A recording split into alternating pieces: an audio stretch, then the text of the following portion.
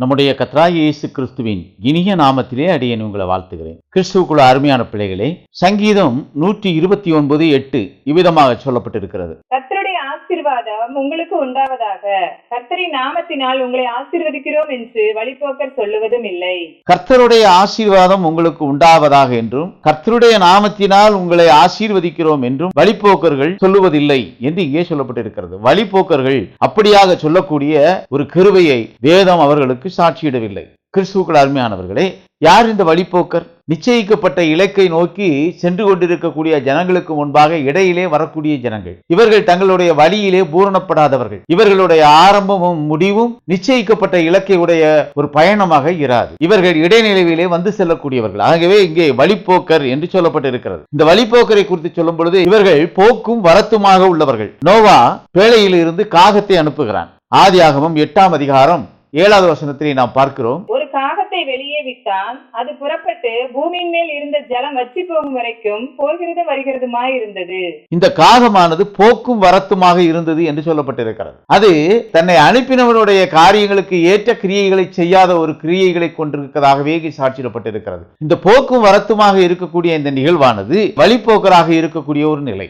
அவர்கள் நிச்சயிக்கப்பட்ட இலக்கின் மார்க்கத்தின் வழியாக செல்லாதவர்கள். தங்களுக்கென்று ஒரு மார்க்கத்தை உண்டாக்கி அதன் வழியாக செல்கிறவர்கள். இவர்கள் பரமபிதா வகுத்து கொடுத்திருக்கிற வழியின் பூர்வமாக பரமபிதா வகுத்து கொடுத்திருக்கக்கூடிய அந்த மார்க்கத்துக்குள்ளாக செல்லாதவர்கள். எனவே இவர்களை வழிபோக்கர்கள் என்று சொல்லுகிறார். கிறிஸ்துவுக்குள்ள அருமையான பிள்ளைகளே, கர்த்தருடைய நாமத்தினாலே உங்களை ஆசீர்வதிக்கிறோம் என்று இந்த வழிபோக்கர்கள் சொல்வதற்கு தகுதியுடையவர்களாக கர்த்தர் இவர்களை கருதவில்லை. இவர்களுக்கிடத்திலே அந்த தகுதி இருக்கிறதாக சாட்சியிடப்படவில்லை. இவர்கள் அங்கு தகுதி இழந்தவர்களாகவே சாட்சியிடப்படுகிறார்கள். கிறிஸ்துவுக்குள்ள அருமையானவர்களே, இந்த வழிபோக்கர்கள் தங்களுக்குள்ளாக கொண்டிருக்கக்கூடிய அந்த கிரியைக்குரிய பாத்திரமானது அது கர்த்தருடைய கிருபையினால் நிரம்பின பாத்திரமாக இல்லை. கர்த்தர் ஒரு மார்க்கத்தை நிர்ணயித்திருக்கிறார். அது ஜீவ மார்க்கம் என்று வேதம் சாட்சி கொடுக்கிறது. அந்த ஜீவ மார்க்கத்தின் நிறைவு பரலோகம் என்ற சுதந்திரம். அந்த பரலோகம் என்ற சுதந்திரத்துக்கு நேராக செல்லக்கூடிய அந்த மார்க்கத்துக்கு நேராக செல்லாதவர்கள் இந்த வழிபோக்கர்கள். இவர்கள் இந்த மார்க்கத்துக்குள்ளாக இடைநிகழ்வுக்குள்ளாக வருகிறவர்கள். அப்படி இகழ் நிகழ்வுக்குள்ளாக வருகிறவர்கள் நாமத்தை அறியாதவர்களாக சாட்சியிடப்படுகிறார்கள். ஏனென்றால் இவர்களுக்கு கர்த்தருடைய நாமம் என்னதென்று தெரியாது. இவர்கள் கர்த்தருடைய நாமம் என்னதென்று அறியாதவர்கள். அதனால் தான் கர்த்தருடைய நாமத்தினாலே வரக்கூடிய அந்த ஆசீர்வாதத்தை இவர்கள் வழங்க இவர்களுக்கு தடை செய்யப்பட்டிருக்கிறது. இவர்கள் அந்த அருகதையை இழந்தவர்களாக காணப்படுகிறார்கள். கர்த்தருடைய ஆசீர்வாதம் உங்களுக்கு உண்டாவதாக. கர்த்தர் அருளுகிற ஆசீர்வாதம் வேதம் சாட்சி கொடுக்கிறது. கர்த்தருடைய ஆசீர்வாதமே ஐஸ்வர்யத்தை தரும், அதனோடு அவர் வேதனையை கூட்டார் என்று இங்கே சொல்லப்பட்டிருக்கிற இந்த ஆசீர்வாதமானது வேதனையை கூட்டாத கர்த்தருடைய ஆசீர்வாதம். அது இம்மைக்கு மாத்திரமல்ல, மறுமையின் நித்திய ஜீவனையும் கொடுக்கக்கூடிய ஒரு ஆசீர்வாதம். அப்படியான ஒரு ஆசீர்வாதத்தை கொடுக்கக்கூடிய ஆசீர்வாதத்தை வழங்கக்கூடிய அதிகாரம் வழிபோக்கர்களுக்கு கொடுக்கப்படவில்லை. வழிபோக்கர்கள் கர்த்தருடைய நாமத்தை கொண்டு ஆசீர்வதிக்கக்கூடிய அந்த ஆசீர்வாதத்தின் தன்மையை இழந்தவர்களாக காணப்படுகிறார்கள். அவர்கள் அந்த ஆசீர்வாதத்தை கொடுக்க அனுமதிக்கவில்லை. அவர்கள் அப்படியான ஆசீர்வாதத்தை கொடுத்தாலும் அந்த ஆசீர்வாதம் அங்கே யாரை ஆசீர்வதிக்கிறதோ அந்த பாத்திரத்துக்கு அது போய் சேரக்கூடியதாக இராது. அந்த பாத்திரத்தை அது அபாத்திரம் உள்ள தன்மையாக மாற்றிவிடும். கிறிஸ்துவுக்குள் அருமையானவர்களே, அதைத்தான் இங்கே சொல்கிறார் வழிபோக்கர் என்று. இவர்கள் ஜீவனுக்குரிய மார்க்கத்துக்குள்ளாக செல்லாதவர்கள். இவர்கள் காகத்தினுடைய நிகழ்வை கொண்டவர்கள். வேதத்திலே சொல்லப்பட்டிருக்கிறது, நோவா காகத்தை அனுப்பின பின் புறாவை அனுப்பினார் என்று. அந்த புறாவானது ஒலிவ மரத்தின் இலையினை தனது வாயில் கொண்டு வந்து நோவாவின் இடத்திலே சேர்த்ததாக சாட்சியிடப்பட்டிருக்கிறது. ஆதியாகமம் 8ஆம் அதிகாரம் 11வது வசனம். அந்த புறா சாயங்காலத்தில் அவனிடத்தில் வந்து சேர்ந்தது. இதோ அது கொத்தி கொண்டு வந்த ஒரு ஒலிவ மரத்தின் இலை அதன் வாயில் இருந்தது. அதனாலே நோவா பூமியின் மேல் ஜலம் குறைந்து போயிற்று என்று அறிந்தான். வேதம் புறாவை குறித்து சொல்லப்படும் பொழுது ஆவியானவர் புறாரூபம் கொண்டு இறங்கினார் என்று சாட்சியிடப்பட்டிருக்கிறது. இந்த புறாரூபம் கொண்டு சொல்லப்பட்டிருக்கிற இந்த காரியமானது மார்க்கத்துக்கு நேராக செல்லக்கூடிய ஒரு கிரியை. அது வழிபோக்கக்கூடிய காரியம் அல்ல. அது பரிசுத்த ஆவியினால் நிரப்பப்பட்டிருக்கிற ஒரு காரியம். ஏனென்றால் அது தன்னகத்தை வாயிலே ஒரு அடையாளத்தை வைத்திருக்கிறது. அது ஒலிவ இலையாக சாட்சியிடப்பட்டிருக்கிறது. அந்த ஒலிவ இலையானது நித்திய சுவிசேஷமாகும். அது ரட்சிப்பின் அடையாளமாகும். அந்த ரட்சிப்பின் அடையாளத்தை கொண்டு வரக்கூடிய அந்த பரிசுத்த ஆவி புறாரூபம் கொண்டதாக இங்கே சாட்சியிடப்பட்டிருக்கிறது. இங்கே கர்த்தருடைய நாமத்தை அறியக்கூடிய தன்மை பரிசுத்த ஆவியை பெற்றவர்களை சார்ந்ததாக இருக்கிறது. பரிசுத்த ஆவியை பெற்றிருக்கக்கூடியவர்கள் கர்த்தருடைய நாமம் இன்னதென்று அறிகிறவர்களாக காணப்படுகிறார்கள். கர்த்தருடைய நாமம் இன்னதென்று அறிந்தவர்கள் பரிசுத்த ஆவியை பெற்றுக் கொண்டவர்களாக காணப்படுகிறார்கள். அவர்களை ஆசீர்வதிக்க கர்த்தரால் அனுமதிக்கப்பட்டவர்களாக காணப்படுகிறார்கள். அவர்களே கர்த்தருடைய நாமத்திலே ஆசீர்வதிக்கக்கூடிய கிருபை பெற்ற ஜனமாக காணப்படுகிறது. கிறிஸ்துவுக்குள்ள அருமையானவர்களே, இப்படி கர்த்தர் கட்டளையிட்டு இருக்கக்கூடிய இந்த ஆசீர்வாதமானது அவருடைய நாமத்தினாலே ஆசீர்வதிக்கக்கூடிய ஆசீர்வாதம். இங்கே ஆசீர்வதிக்கக்கூடிய பாத்திரம் ஒரு தன்மை கொண்டதாக காணப்பட வேண்டும். அந்த ஆசீர்வாதத்தை பெறக்கூடிய பாத்திரமும் ஒரு தன்மை கொண்டதாக காணப்பட வேண்டும். ஆசீர்வதிக்கக்கூடிய பாத்திரம் கர்த்தருடைய நாமத்தை அறிந்ததாக இருக்கும் பொழுது அங்கே கொடுக்கக்கூடிய ஆசீர்வாதம் கர்த்தருடைய ஆசீர்வாதமாய் அந்த பாத்திரத்தினிடத்தை வந்து சேரும். அந்த பாத்திரம் அபாத்திரமாய் இருக்குமே ஆனால் அந்த பாத்திரம் அந்த தன்மையை ஏற்றுக்கொள்ளக்கூட அளவுக்கு இல்லாது இருக்கக்கூடிய ஒரு அபாத்திரமான பாத்திரமாக இருக்குமே ஆனால் அந்த ஆசீர்வாதம் அதனிடத்திலே தங்காது சென்றுவிடும். கிறிஸ்துவுக்குள்ள அருமையானவர்களே, மத்தேயு எழுதின சுவிசேஷம் 10ஆம் அதிகாரம் 12 மற்றும் 13வது வசனத்திலே நாம் பார்க்கிறோம். ஒரு வீட்டிற்குள் பிரவேசிக்கும் போது அதை வாழ்த்துங்கள். அந்த வீடு பாத்திரமாய் இருந்தால் நீங்கள் கூறின சமாதானம் அவர்கள் மேல் வரக்கடவது. அபாத்திரமாய் இருந்தால் நீங்கள் கூறின சமாதானம் உங்களிடத்திற்கு திரும்ப கடவது. கிறிஸ்துவுக்குள்ள அருமையானவர்களே, பாத்திரராய் இருந்தால் அந்த பாத்திரத்துக்கு வழங்கக்கூடிய ஆசீர்வாதம் அது அவர்களிடத்திலே போய் சேரும். அவர்கள் அபாத்திரராய் இருந்தால் அது அவர்களிடத்திலே போய் சேராது. வாழ்த்துகிறவனிடத்திலே அந்த ஆசீர்வாதம் தங்குகிறதாக காணப்படும். அவன் மேன்மேலும் ஆசீர்வதிக்கப்பட்டவனாக உயர்த்தப்படுகிறானாக இங்கு காணப்படுகிறது. கிறிஸ்துவுக்குள்ள அருமையானவர்களே, இங்கே கர்த்தருடைய ஆசீர்வாதம் என்று ஒன்று சொல்லப்பட்டிருக்கிறது. கர்த்தருடைய ஆசீர்வாதம் என்ற ஒரு ஆசீர்வாதமும் கர்த்தருடைய நாமத்தினாலே அந்த ஆசீர்வாதம் கிடைக்கக்கூடிய தன்மையும் இங்கே சாட்சியிடப்பட்டிருக்கிறதை நாம் பார்க்கிறோம். இங்கே இரண்டு தன்மையிலான ஆசீர்வாதத்தை குறித்து நாம் பார்க்கிறோம். ஒன்று கர்த்தருடைய ஆசீர்வாதம், மற்றொன்று சத்துருவாகிய பிசாசினால் கொடுக்கக்கூடிய ஆசீர்வாதம். பிசாசினால் கொடுக்கக்கூடிய ஆசீர்வாதம் இம்மைக்குரிய ஆசீர்வாதத்தோடு மாத்திரம் நின்றுவிடும். ஆனால் மறுமை என்ற நித்திய ஜீவனுக்குள்ளாகவும் வழிநடத்தக்கூடிய ஆசீர்வாதமே கர்த்தர் கொடுக்கக்கூடிய ஆசீர்வாதமாக சாட்சியிடப்பட்டிருக்கிறது. ஆபிரகாமை கர்த்தர் ஆசீர்வதித்தார்.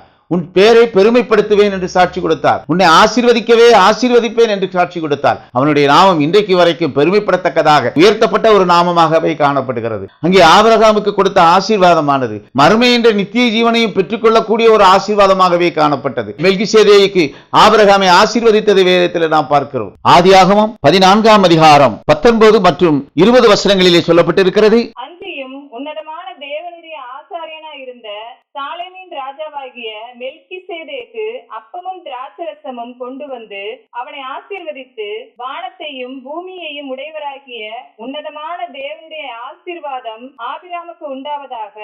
உன் சத்துருக்களை உன் கையிலே ஒப்பு கொடுத்த உன்னதமான தேவனுக்கு ஸ்தோத்திரம் என்று சொன்னான். இவனுக்கு ஆபிராம் எல்லாவற்றிலும் தசமபாகம் கொடுத்தான். இங்கே மெல்கிசேதேக்கு ஆபிரகாமை ஆசீர்வதித்து ஒரு உன்னதமான தேவனுடைய ஆசீர்வாதம் அவனிடத்திலே சேரத்தக்கதான ஒரு நிலைக்குள்ளாக அங்கு ஆசீர்வாதத்தை நாம் காண்கிறோம். கிறிஸ்துவுக்குள்ள அருமையானவர்களே, ஆபிரகாமை ஆசீர்வதித்த மெல்கிசேதேக்கு ஆசீர்வாதத்தை கொடுக்கக்கூடிய ஒரு பாத்திரமாக சாட்சியிடப்படுகிறான். ஆபிரகாம் அந்த ஆசீர்வாதத்தை பெற்றுக்கொள்ளக்கூடிய ஒரு தன்மையான பாத்திரமாக சாட்சியிடப்படுகிறான். எனவே மெல்கிசேதேக்கு கொடுத்த ஆசீர்வாதம் ஆசீர்வதிக்கப்பட்டவனை மென்மேலும் ஆசீர்வதிக்கத்தக்கதான ஒரு ஆசீர்வாதமாக வந்து சேர்ந்ததை வேதம் சாட்சி கொடுக்கிறது.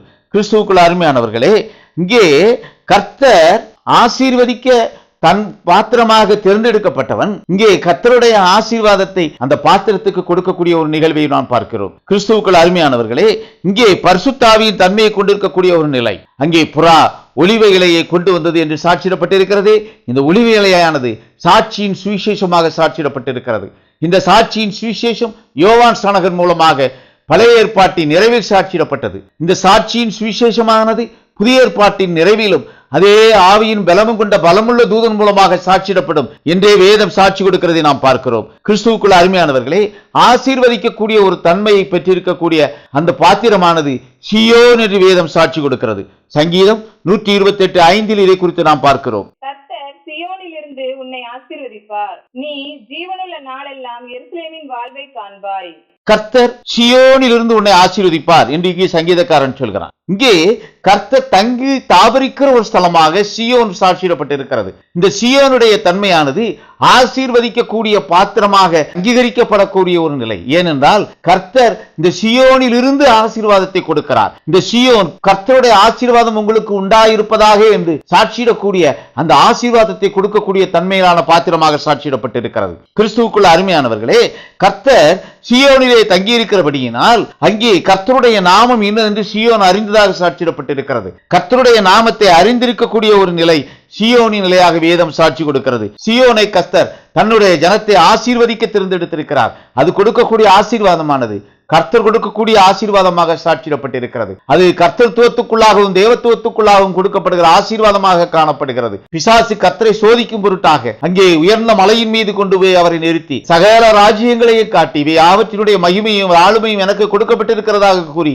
தன்னிடத்திலே தாழ விழும்படியாக அங்கே கிறிஸ்துவனிடத்திலே கேட்கிறதை வேதத்திலே நாம் பார்க்கிறோம். கிறிஸ்துவுக்குள் அருமையானவர்களே, அப்படியான ஒரு அதிகாரம் அவனிடத்திலே இருந்தாலும் அதற்கு மேலான ஒரு அதிகாரம், ராஜரீகமான அதிகாரம் பிதாவினால் இங்கே குமாரனுக்கு கொடுக்கப்பட்டிருந்தது. குமாரனுடைய நாமத்தை கொண்டு இன்றைக்கு ஆசீர்வாதத்தை பெற்றுக் கொள்ளக்கூடிய ஜனமாய் நாம் காணப்படுகிறோம். கிறிஸ்தவர்களாகிய நாம் பிதாவினால் ஆசீர்வதிக்கப்பட்ட அந்த ஆசீர்வாத தன்மையை பெற்றிருக்கக்கூடிய ஒரு கிருபையை கர்த்தராகிய இயேசு கிறிஸ்துவின் நாமம் நமக்கு கட்டளையிட்டு இருக்கிறது. நாம் அந்த நாமத்தின் மூலம் ஆசீர்வதிக்கப்பட்டவர்களாக காணப்படுகிறோம். அந்த ஆசீர்வாதம் சீயோனாய் இருந்து நம்மை ஆசீர்வதித்துக் கொண்டிருக்கிறதை நாம் காண்கிறோம். கிறிஸ்துவுக்குள் அருமையானவர்களே, நம்மை ஆசீர்வதிக்கக்கூடிய ஆசீர்வாத பாத்திரமாக கிறிஸ்து உயர்த்தப்பட்டார். கிறிஸ்துவுக்குள் அருமையானவர்களே, சீயோனை கர்த்தர் ஆசீர்வதிப்பதற்காக தெரிந்தெடுத்திருக்கிறார். கர்த்தருடைய பரிசுத்தமுள்ள நாமம் மகிமைப்படத்தக்கதான கிரியைகளை அந்த நாமம் அந்த ஆசீர்வாதத்தை கட்டளையிடுகிற பாத்திரத்தின் மூலமாக ஆசீர்வாதத்தை பெற்றுக்கொள்ளக்கூடிய பாத்திரத்தை உயர்த்தக்கூடிய ஒரு நிலை. கிறிஸ்துவுக்குள் அருமையானவர்களே, சங்கீதம் 128:5 இதைத்தான் நாம் பார்க்கிறோம். அந்த ஆசீர்வாதமானது ஜீவனுள்ள நாளெல்லாம் எருசலேமின் வாழ்வை காண செய்யத்தக்கதான ஒரு ஆசீர்வாதம். சங்கீதம் 128:6 நாம் பார்க்கிறோம். நீ உன் பிள்ளைகளின் பிள்ளைகளையும் இஸ்ரவேலுக்கு உண்டாகும் சமாதானத்தையும் காண்பாய். பிள்ளைகளின் பிள்ளைகளையும் இஸ்ரவேலுக்கு உண்டான சமாதானத்தையும் காண்பாய் என்று இந்த ஆசீர்வாதம் கட்டளையிட்டிருக்கிறார். கிறிஸ்துவுக்குள் அருமையானவர்களே, கர்த்தர் கொடுக்கக்கூடிய இந்த ஆசீர்வாதமானது, கர்த்தர் ஆசீர்வதிக்கிற இந்த ஆசீர்வாதமானது சீயோன் மூலமாக ஆசீர்வதிக்கப்படுகிற ஆசீர்வாதம். சீயோன் கொடுக்கிற ஆசீர்வாதம் இம்மைக்கு மாத்திரமல்ல, மறுமையிலும் அந்த ஆசீர்வாதத்தை நாம் பெற்றுக்கொள்ளக்கூடிய சுதந்திரிக்கக்கூடிய கிருபையை பெற்ற ஜனமாக நம்மை உயர்த்துகிறது. கிறிஸ்துவுக்குள் அருமையானவர்களே, இங்கே சங்கீதக்காரன் சொல்கிறான், சீயோனில் இருந்து கொடுக்கக்கூடிய ஆசீர்வாதமானது கர்த்தர் சீயோனில் இருந்து கொடுக்கிற ஆசீர்வாதமாக சாட்சியிடப்பட்டிருக்கிறது. கர்த்தர் சீயோனில் இருந்து ஆசீர்வாதத்தை கொடுக்கக்கூடிய அந்த ஆசீர்வாதத்திலே நம்முடைய ஜீவனுள்ள நாளெல்லாம் எருசலேமில் வாழ்வை காண செய்யத்தக்கதான ஒரு ஆசீர்வாதம். எருசலேம் கர்த்தர் நிலையிடக்கூடிய ஒரு ஸ்தலம். எருசலேம் கர்த்தர் தெரிந்தெடுத்த ஸ்தலம். எருசலேம் மகாராஜாவின் நகரம் என்று வேதம் சாட்சியிடப்பட்டிருக்கிறது. அது மகாராஜாவின் நகரமாக இருந்தபடியினால் அது தேவத்துவத்துக்குள்ளான ஆசீர்வாதத்திலே பூரணப்பட்டிருக்கக்கூடிய ஒரு நிலை. மற்றும் ஒரு நிலைக்குள்ளாக அங்கே எருசலேம் புதிய எருசலேமாய் சாட்சியிடக்கூடிய மணவாட்டியாய் சாட்சியிடப்பட்டிருக்கிறது. அங்கே நித்திய ஜீவனுக்குரிய ஆசீர்வாதத்தை பெற்றுக்கொள்ளக்கூடிய ஒரு நிலை.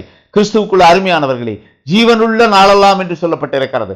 அந்த ஜீவனுள்ள நாள் நாம் மாமிஷத்திலே இருக்கக்கூடிய காலம் மாத்திரமல்ல, நித்திய காலமாய் அழியாமல் இருக்கக்கூடிய அந்த ஜீவனுக்குரிய அழியாமைக்குரிய காலம் இருக்கிற காலத்திலே நாம் அவரோடு இருக்கக்கூடிய காலம் வரையிலும் அது நம்மை ஆசீர்வதிக்கக்கூடிய ஒரு ஆசீர்வாதமாக உடன் வரும். அது சீயோனிலே இருந்து கர்த்தர் கொடுக்கக்கூடிய ஆசீர்வாதம். நாம் சீயோனால் ஆசீர்வதிக்கப்படுவோமே ஆனால் அது கர்த்தரால் ஆசீர்வதிக்கப்பட்ட ஜனமாக நாம் காணப்படுவோம். கிறிஸ்துவுக்குள்ள அருமையானவர்களே, இங்கே மற்றொரு ஆசீர்வாதத்தை குறித்து சொல்லப்பட்டிருக்கிறதை நாம் பார்க்கிறோம். அந்த ஆசீர்வாதமானது பிள்ளைகளின் பிள்ளைகளை காண செய்யத்தக்கதான ஒரு ஆசீர்வாதம். கிறிஸ்துவுக்குள்ள அருமையானவர்களே, இது தேவத்துவத்திலே கொடுக்கக்கூடிய ஒரு ஆசீர்வாதம்.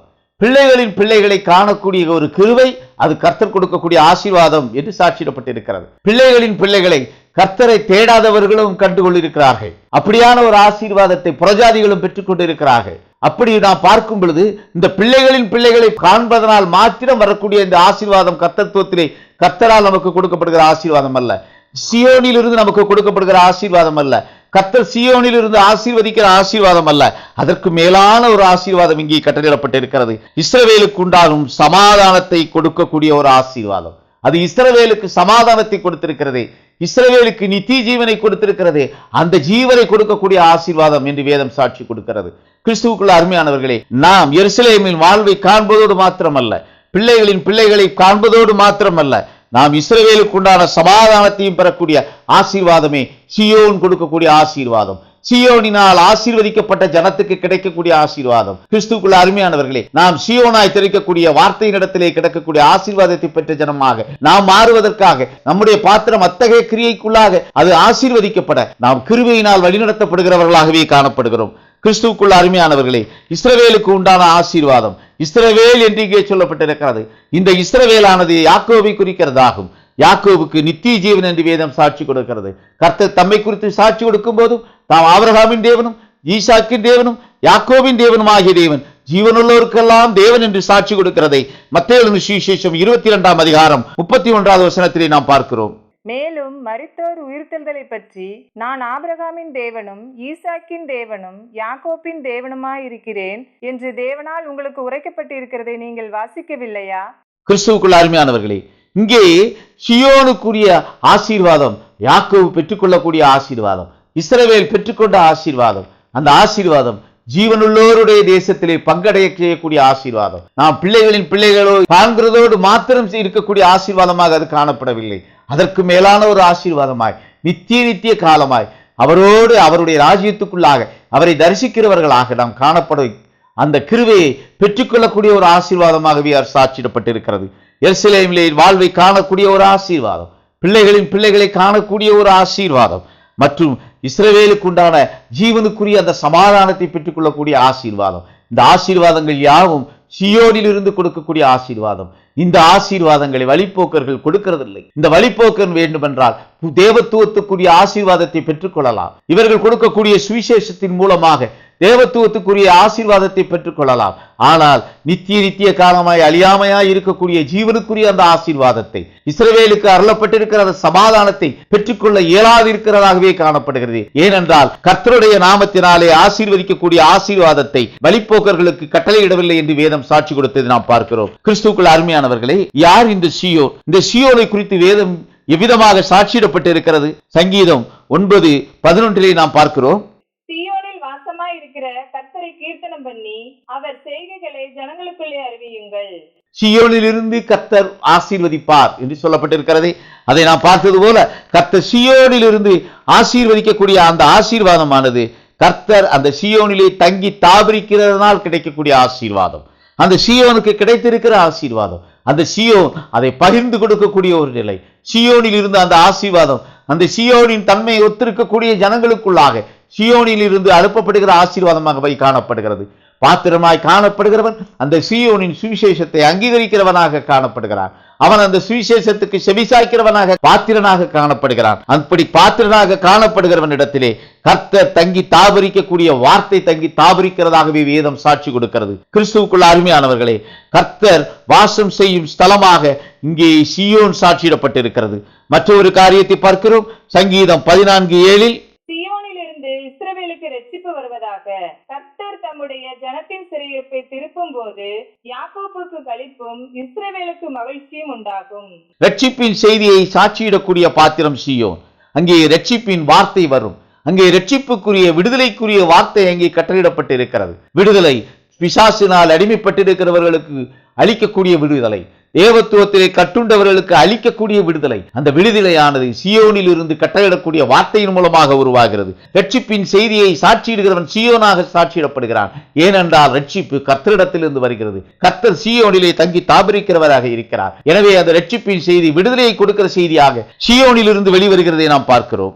சங்கீதம் 52 நாம் பார்க்கிறோம். பூரண வடிவுள்ள சியோனில் இருந்து தேவன் பிரகாசிக்கிறார். கர்த்தர் பிரகாசிக்கும் ஸ்தலம் சியோன் என்று வேதம் சொல்கிறது. கர்த்தர் பிரகாசிக்கிற ஸ்தலம், என்ற மனுஷனை உயிர்ப்பிக்கிற மெய்யான ஒளி என்று சாட்சியிடப்பட்டிருக்கிறது. அந்த ஒளி பிரகாசிக்கிற ஸ்தலம் சியோன் என்று சாட்சியிடப்பட்டிருக்கிறது. ஒளிக்குரிய ஸ்தலமாக சியோன் சாட்சியிடப்படுகிறது. இந்த ஒளிக்குரிய ஸ்தலம் காரிருளாக இருக்கக்கூடிய அந்த இருளை மாற்றக்கூடிய கிரியைக்குரிய பாத்திரமாகவே சாட்சியிடப்பட்டிருக்கிறது. கிறிஸ்துவுக்குள் அருமையானவர்களே, ஒளியை தன்னகத்தை கொண்டிருக்கக்கூடிய இந்த சியோனானது காரிருளை இருக்கக்கூடிய அந்த காரிருக்குரிய பாத்திரங்களுக்கு இருக்கக்கூடிய அந்த தன்மையில் இருந்து விடுபடக்கூடிய ஒளியை அனுப்பக்கூடிய கர்த்தரின் விசேஷித்த தன்மை கொண்டதாகவே சாட்சியிடப்பட்டிருக்கிறது. இவர்கள் ஒளியினால் பிரகாசிக்கிறவர்கள். அந்த ஒளி கர்த்தருடைய ஜீவனில் இருக்கக்கூடிய ஒளி, அது அவருடைய வார்த்தையிலே இருக்கக்கூடிய ஒளி. அந்த ஒளியினால் பிரகாசிக்கக்கூடிய அந்த சியோனானது அது தன்னிடத்திலே இருந்து கொடுக்கக்கூடிய ஆசீர்வாதமானது கர்த்தர் அதனிடத்திலே தாவரிக்கபடினால் அது கர்த்தரால் ஆசீர்வதிக்கப்பட்ட பாத்திரமாகவே சாட்சியிடப்பட்டிருக்கிறது. கிறிஸ்துவுக்குள் அருமையானவர்களே, இங்கே கர்த்தர் சாட்சியிடக்கூடிய சாட்சியானது சியோன் ஒரு சுவிசேஷகி என்று சாட்சியிடப்பட்டிருக்கிறது. ஏசாயா தீர்க்கதரிசியின் புத்தகம் 40 அதிகாரம் 9வது வசனத்தை நாம் பார்க்கிறோம். சியோன் என்னும் சுவிசேஷகியே, நீ உயர்ந்த பர்வதத்தில் ஏறு.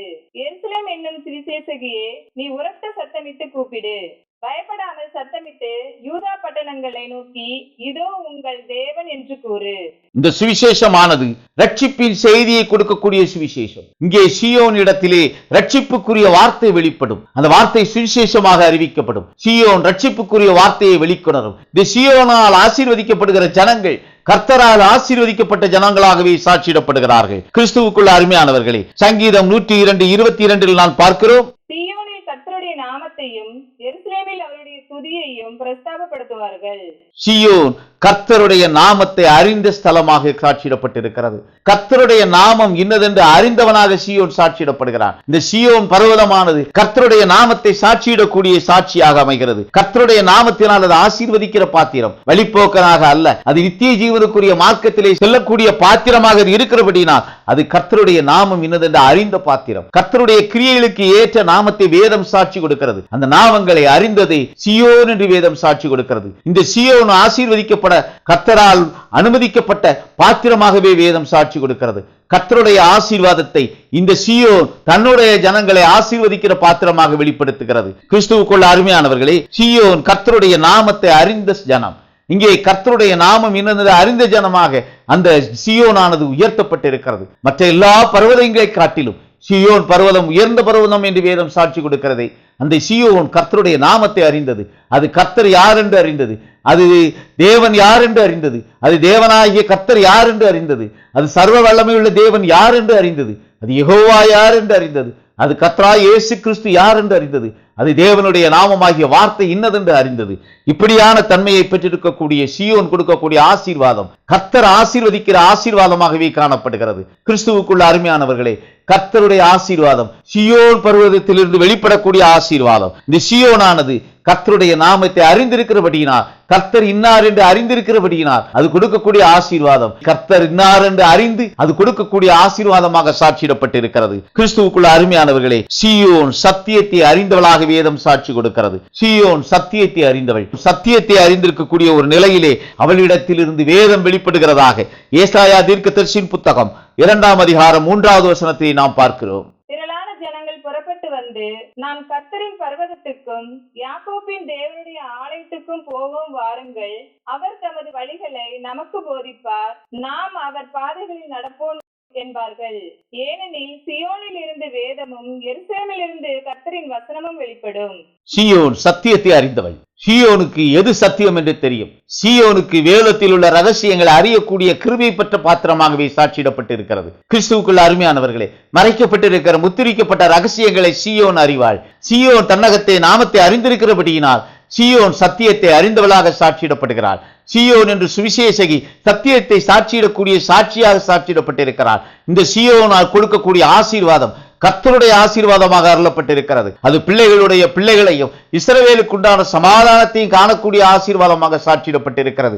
அது தேவத்துவத்திலும் கர்த்தத்துவத்திலும் அருளக்கூடிய ஆசீர்வாதமும் நன்மையும் கொடுக்கக்கூடிய ஆசீர்வாதத்தை பெற்றுக்கொள்ளக்கூடிய தன்மையிலே சீயோன் கொடுக்கக்கூடிய ஆசீர்வாதம் திகழும். கிறிஸ்துவுக்குள்ள அருமையானவர்களே, சீயோன் கொடுக்கக்கூடிய ஆசீர்வாதமானது கர்த்தத்துவத்தில் கிடைக்கக்கூடிய ஆசீர்வாதத்தை பெற்றுக்கொள்ளவும், தேவத்துவத்திலே அருளக்கூடிய ஆசீர்வாதத்தை பெற்றுக்கொள்ளவும் கர்த்தரால் அனுமதிக்கப்பட்ட பாத்திரமாகவே சாட்சியிடப்பட்டிருக்கிறது. சீயோன் சத்தியத்தை அறிந்தவள். சீயோனில் இருந்து வேதம் வெளிப்படும். சீயோனில் இருந்து கர்த்தருடைய நாமம் இன்னதென்று சாட்சியிடப்படும். சீயோன் சத்தியத்துக்கு சாட்சியிடக்கூடிய சாட்சியின் பாத்திரமாகவே வேதம் சாட்சி கொடுக்கிறது. எனவே அந்த சத்தியத்துக்கு சாட்சியிடக்கூடிய சாட்சியின் பாத்திரம் ஆசீர்வதிக்கக்கூடிய ஆசீர்வாதமானது எந்த பாத்திரத்தை ஆசீர்வதிக்கிறதோ அந்த பாத்திரம் ஏற்புடையதாக இருந்தால் அந்த பாத்திரம் அந்த நன்மைகள் யாவற்றையும் பெற்றுக்கொள்ளக்கூடிய ஆசீர்வாதத்தை கர்த்தருடைய சமூகத்தில் இருந்து பெற்றுக்கொள்கிறதாகவே வேதம் சாட்சி கொடுக்கிறது. கிறிஸ்துவுக்குள்ள அருமையானவர்களே, எது சத்தியம்? கிறிஸ்துவே சத்தியம், வார்த்தையே சத்தியம். அந்த வார்த்தை இந்த கடைசி ஏற்பாட்டிலே எப்படியாக சாட்சியிடப்பட்டிருக்கிறது? முத்திரிக்கப்பட்டிருக்கிற 7 ரகசியங்களும் வெளிப்படுத்திருக்கக்கூடிய நிலை. ஆதாம் முதல் மனிதனா இல்லையா? தர்க்கத்துக்குரிய காரியமாக அல்ல, அது சத்தியத்துக்குரிய காரியமாகவே காண்பிக்கப்படுகிறது. மத்தேயு சுவிசேஷம் 19ஆம் அதிகாரம் 4வது வசனத்திலே கர்த்தர் கொடுக்கக்கூடிய சாட்சி இங்கே நாம் பார்க்கிறோம். அவர்களுக்கு அவர் பிரதியுத்தரமாக, ஆதியிலே மனுஷரை உண்டாக்கினவர் அவர்களை ஆணும் பெண்ணுமாக உண்டாக்கினார் என்பதையும், ஆதியிலே மனுஷனை உண்டாக்கினவர் அவர்களை ஆணும் பெண்ணுமாக உருவாக்கினார் என்று இங்கே சாட்சியிடப்பட்டிருக்கிறது. கர்த்தர் ஆணும் பெண்ணுமாக சிருஷ்டித்த நாளிலே மனுஷனை கர்த்தர் உண்டாக்கினார், அங்கே சிருஷ்டிக்கப்பட்டான் என்று சாட்சி கொடுக்கிறார். சற்றேனும் பொய்யுரையாத தேவன். இங்கே கொடுக்கக்கூடிய இந்த சாட்சியானது சிருஷ்டிப்பின் நாளிலே இரு பாலாரும் ஒருமித்து உருவாக்கப்பட்டார்கள். அவர்கள் வெவ்வேறாக உருவாக்கப்படவில்லை.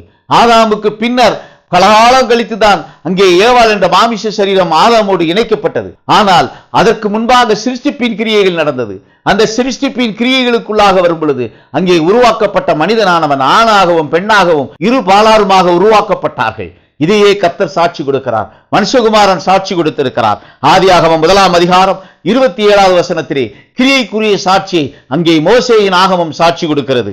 தேவன் தம்முடைய சாயலாக மனுஷனை சிருஷ்டித்தார், அவனை தேவ சாயலாகவே சிருஷ்டித்தார், ஆணும் பெண்ணுமாக அவர்களை சிருஷ்டித்தார். மனுஷனை சிருஷ்டித்த நாளிலே அவர்களை ஆணும் பெண்ணுமாகவே சிருஷ்டித்த நிலை இங்கே சாட்சியிடப்பட்டிருக்கிறதை நாம் பார்க்கிறோம். சிருஷ்டிப்பின் நாளிலே அவர் ஆணும் பெண்ணுமாக சிருஷ்டித்தார். 6ஆம் நாளிலே இந்த இடைநிகழ்வு நிகழ்ந்தது.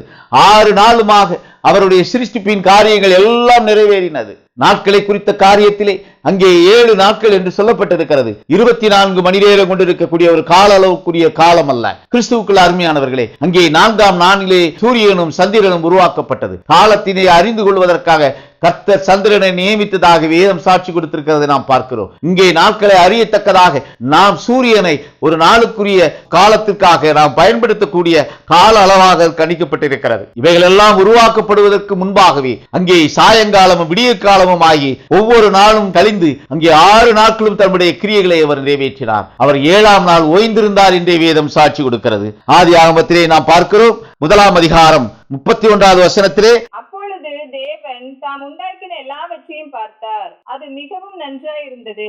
சாயங்காலமும் விடியகாலமும் ஆகி 6ஆம் நாள் ஆயிற்று. அவர் 6 நாளிலும் கிரியை செய்து முடித்தார். ஆதியாகமம் 2ஆம் அதிகாரம் 2 நாம் பார்க்கிறோம், அவர் 7ஆம் நாளிலே ஓய்ந்திருந்தார் என்று. தேவன் தாம் செய்த தம்முடைய கிரியையை 7ஆம் நாளிலே நிறைவேற்றி தாம் உண்டாக்கின தம்முடைய கிரியைகளை எல்லாம் முடித்த பின்பு 7ஆம் நாளிலே ஓய்ந்திருந்தார். அவர் 7ஆம் நாள் ஓய்ந்திருந்த நாள், அங்கே அதற்குரிய காலங்கள் நிறைவேற்ற ஒரு காலம். ஓய்ந்திருந்தார் என்பது நிறைவு பெற்ற காலம். அங்கு 6 நாளுடைய கிரியைகளும் நிறைவு பெற்று 7ஆம் நாளிலே ஓய்ந்திருந்த கிரியையும் நிறைவேறுகிறது. இப்பொழுது நாம் ஜீவிக்கக்கூடிய இந்த காலம் வேதாகமத்திலே சொல்லப்பட்டிருக்கிற கால அளவானது 8ஆம் நாளுக்குரிய கால அளவாகும். இவையாவும் சத்தியமாக சாட்சியிடப்பட்டிருக்கிறது. சீயோன் இந்த சத்தியத்தை அறிந்ததாக சாட்சியிடப்பட்டிருக்கிறது.